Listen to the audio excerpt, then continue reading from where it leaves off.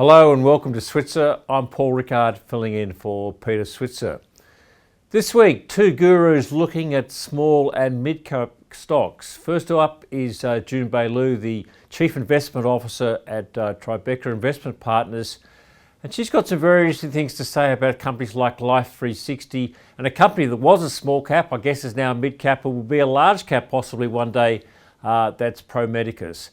And then Raymond Chan from Morgans shares with us some ideas. Two stocks he likes. One is NextDC, also liked by Jun Bei Liu, and a stock in the infrastructure or more defensive stock, Dalrymple Infrastructure, and a couple of big stocks he's not so keen on. So stick with us. First up is Jun Bei Liu from Tribeca.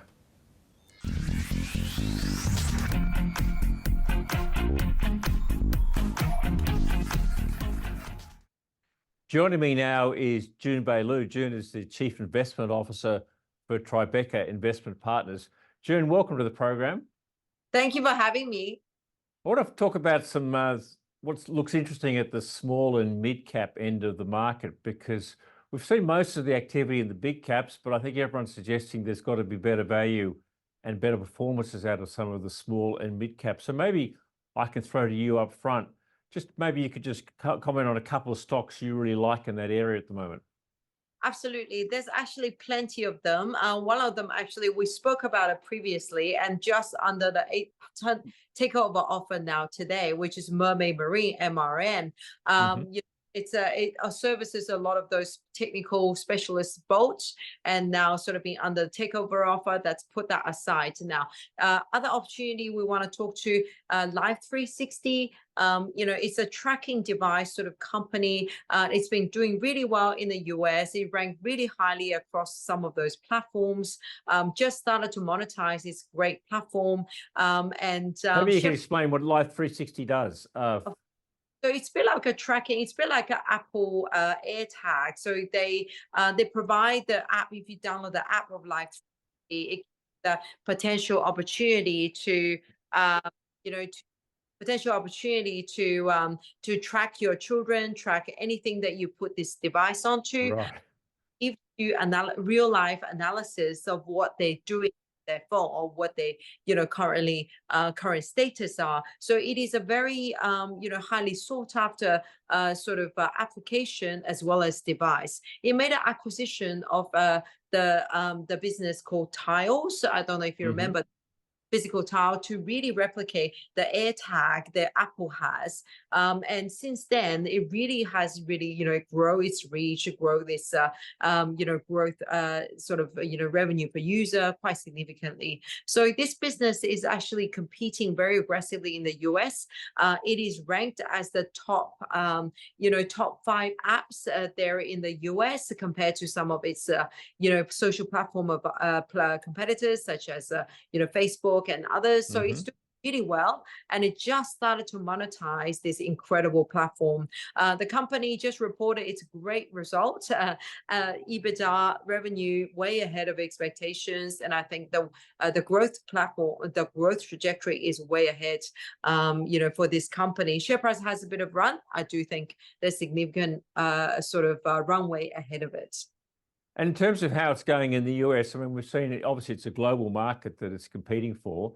You said it's ranked in the top 5. Do we, who would be the number 1 competitor for Life360? Yeah, so when you talk about it, this is actually not competition just for the tracking Right. It's actually competing with the likes of Facebook, your Instagram, all your social platforms. So, Life360, for it to be ranked this high, it is really just to demonstrate that people use it a lot. I personally use Life360 to track my kids, track everything. I mean, that's tracking for safety reasons, right? I mean, presumably, right? That's what, yeah. Exactly. It's for safety reasons, and then where everyone is. And so it's safe. And Life360 recently had just started trying to see what they could do in terms of insurance purposes, because how the user drives their cars and things. There's a potential possibility for them to be on sale, some of those data. So, but that's just on the side. For itself, the social use of this company is quite incredible, this app. And it's been around very long time. In fact, it's actually been around longer than what Apple has its tracking devices being around. So it's a heavily used. Okay, so you mentioned Mermaid Marine, Life 360. Is there a third you sort of put in that category? Yeah, the third one is, I must say, at the moment, it's fallen out of favor a little bit. We're kind of like a basket of different stocks. Some people love, some sort of hate at the moment. So that I wouldn't say investor hate it. It's the it's a company that sort of I always see as leverage to climate change. It's Jones Lang sort Mm-hmm. of a JLG is the code for this company. Company is growing at double digit. It is very leveraged to more catastrophic sort of, insurance damage sort of claim. This company itself started some 60, 70 years ago, really provide, repair and damage services to insurance companies. So, if you have a flood or storm damage, and you call up insurance company to call up JLG to really fix up their do the repair damage. Yeah. Company's doing really well within Australia, gone into US a couple of years ago, and it's doing quite well. Look, the share price sort of has been under a bit of pressure because everyone's thinking, oh look, all these catastrophic events is going to be less because sort of weather is looking a little bit better. But net, this company is very leveraged to the overall growth of the market, where Australia is they sort of have a good relationship with all the large insurers, and just gone into US, and they just started building all the relationship with the large insurance companies. Their first port of call for insurance companies here in Australia, in the US, they are sort of definitely on the way to get there. So net, this company is a great company. It's a great management team, compounder, sort of growth compounder. And at the moment, people's little bit shy away because they have such a great run of sort of disaster, floods and things. But my view is that people really underestimate what is happening in the US and what sort of impact they're making over there, and the market share they're gaining at the moment. So that's Jones Lang. Let's take it up a little bit. I want to just pick up a company that you and I know, and Peter have talked about with you a couple of times.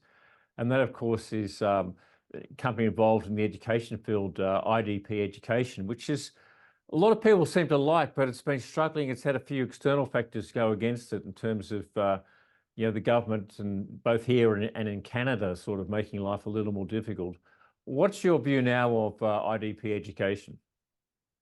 Look, I do like IDP Education. I do think next 12 months is going to be a little bit tough, simply because its most attractive business, which is a student placement business into numerous geographies like Australia, like London, like Canada. All of these geographies are now going through its visa reviews.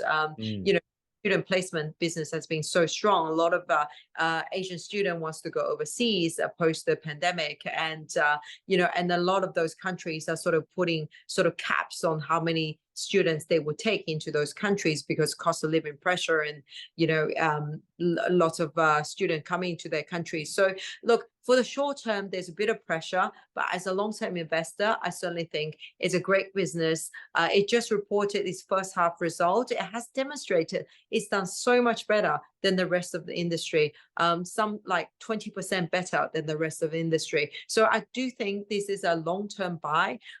Just in the next 12 months, look, things are a little bit tough at the moment, just because industry is sort of going through a bit of regulatory pressure at the moment. And you think the market's been too hard? I mean, given the pressures are coming from, obviously in Australia, people are worried about housing, and it's all blamed on, or potentially blamed on, high immigration, and that part of that is caused by the student market, and some of those students come here and stay, and they'll need to be housed. Do you think the market's just being a bit too negative in terms of the thinking about IDP and the external environment? Look, I do think so. I think it's and it is too hard for the government to be saying it's the student causing all the problems. Yeah. And usually we do see this through every single cycle. Government will first clamp down on student, and in 12-month time they will relax it. So because ultimately international students are the ones that provide the talent, provide the funding to universities, and provide immigration stories. So I do think that will turn in terms of regulatory direction. It's just at the moment, it's probably more of a hold than a screaming buy at the moment, just because regulatory environment is heading towards more tightening at the moment. Okay. Let me just also, maybe we can just keep up with slightly bigger companies. Is there something else in that space that you've got your eye on at the moment in terms of that sort of mid-cap type area? Look, in terms of mid cap, there's a couple of names that come to mind. Well, first one is Promedicus, to be honest. It was a small cap, now just recently graduated into the bigger index. Look, this company, there's just tick every single box. It is a company that provides, digitized imaging services to imaging company, well, to hospitals and imaging departments like radiology, and now expanding into other verticals. It's been winning contracts around the world across every major hospitals. I think it won contract in the top 5 out of top 10 hospitals, and every hospital that's been using its product has been using more of it over the years, and it continued to win new contracts as well. So look, it is a very expensive company, but its earnings is partly underpinned by annuity, which is already guaranteed every single year, and two is that through every new hospital contracts it's won. To me, it's probably one of the highest quality company in this industry in the whole Australia. At the moment it's going through a bit of stabilization in terms of share price. It's mainly because it got out of the small order index, just moved it, graduated into the large cap index. Usually you see a bit of share price weaknesses, and we see that as a buying opportunity. And how is the market viewing the AI opportunity and Promedicus? Is that does it see that as something it's really leveraging, or just trying to get a sense on how AI might impact a company like Promedicus? Yeah, look, AI is absolutely opportunity for this company. Market is not really putting anything in. This company is cloud native. Its product is cloud native, and it's already working with some of the AI company on how to, use its data set, its imaging product to actually leverage and use AI to work to read the imaging better in sense, and one of the very few is already doing so, and it's not well talked about. So for this company, it's all upside from here on. Okay. And you mentioned there was a second, June. Look, I was just thinking, tossing off which one actually is sort of small enough to sit in that big cap. We do like a lot of businesses sit in that whole AI thematic, because in Australia, we just don't have many opportunities. We have the likes of Goodman Group that sort of have a very nice sort of defensive AI angle, where they're getting a lot of clients approaching them, wanting to build the AI capability, which is the, data centers and they already started doing that. And in fact, their pipeline is going to be big growth prospect for their future growth avenue. So that is one angle we do love about this business. And aside from that, we have the likes of NextDC, which is pure play in the in data center space. It's expensive, but look, it is winning contract. It's already building some of those data center that can be used for AI, language training and the like. So, and given the appreciation price both for Goodman Group and NextDC, you don't get a sense the market might be running ahead of itself there? Look, I don't actually think so. If you look at what NVIDIA is talking about in terms of demand for AI data training is enormous, and we just don't have enough capability, enough space to actually do the data training. So, my view is that there's a huge amount of demand that's coming through, and in Australia, it's really scarcity of value. And, we really have only a couple of stocks that you can have exposure to. Okay, well, thanks as always, June. Some great ideas there, and we'll talk to you soon again on Switzer. Thanks for joining us. Thank you for having me. That was Jun Bei Liu, the Chief Investment Officer of Tribeca Investment Partners.